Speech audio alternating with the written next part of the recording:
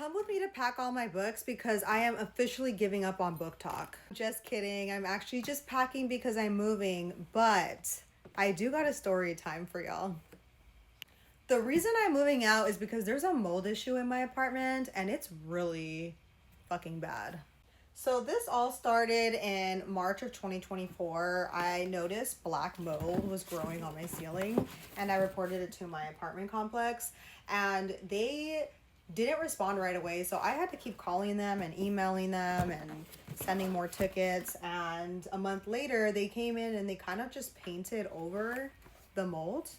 And at first I was like, okay, well, maybe like it's a paint that kills mold because I have heard of that. I'm not gonna lie. So after that, I kind of just brushed it off and I was like, okay, maybe they resolved it. I don't know how to handle mold. So maybe that's what happened. I don't know.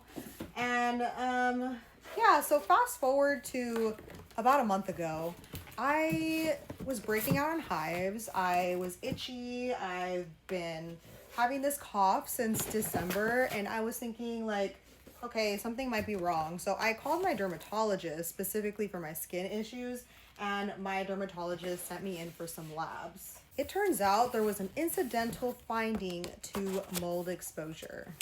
So if we really want to think about this, it's been over a year since like them fixing mold and I'm having more reactions, and then there's obviously the lab results saying that I'm being exposed to it still. So at that point, I took it upon myself to buy some air mold tests. And I wanted to just test my apartment because now I'm seeing that I'm obviously being exposed to mold. I work from home. I'm here at least 23 hours a day on the weekdays. And so I just don't feel safe anymore.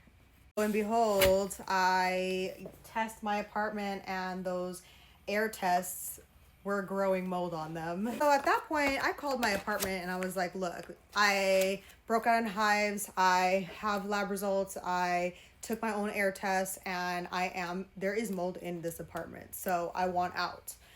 They agreed that I can break my lease with no penalty and they let me break it in 15 days. I found a new apartment right away because I kind of already was looking around for when my lease did end in April. But, you know, things happen and yeah, I got to break my lease early. Ugh, that's fucking gross. Don't forget to put these behind your books, guys, because look at this moisture. Like, you're about to destroy your books if you don't take care of them and put these behind. Like, this is disgusting. Back to the story. So I was hearing from some friends that I should just sue the apartments because at this point, it's like there was an issue and whether they thought they resolved it or not, they didn't resolve it. And I have been living in this, breathing this 23 hours a day for at least 5 days a week and having skin issues. And, you know, like this is causing me stress and moving right away, even though I wasn't planning on moving, and all that is a financial and an emotional burden on me. So I decided to just reach out to a lawyer because why not? The lawyer did say I have a case, and so I'm going to be taking this legally. My neighbor above me, we went to high school together, and he just moved out a month ago, but he did tell me that when he first moved in, his bathtub, which is above my master bathtub, was leaking, and he had reported it to the apartment complex, but they didn't resolve it right away. And so that's negligence on the apartment complex because that caused the mold issue that I have. And there may be other things that could cause the mold issue, but that's just one factor. Another thing that pissed me off is I saw that they already put my apartment for lease. They put it out for lease for somebody else to move in like 2 weeks after I move out. So do you think that that's enough time for them to remediate the issue? No. So that tells me that they're not really going to fix the issue. They're going to just kind of cover it up and then have someone else move in and possibly cause health issues for somebody else. At first, I was not planning on suing anybody, but seeing that there's negligence involved, seeing that it just looks like they're not really going to go and fix the issue properly and possibly harm someone else, I think like I just need to do something about it. And to do something about it is to do it legally. So I've just been frustrated. And I almost forgot to mention, I have never had eczema in my life. And now I am like, I've been breaking out like this for a while, and I thought like, okay, there's something weird going on. And my dermatologist told me that it looks like eczema.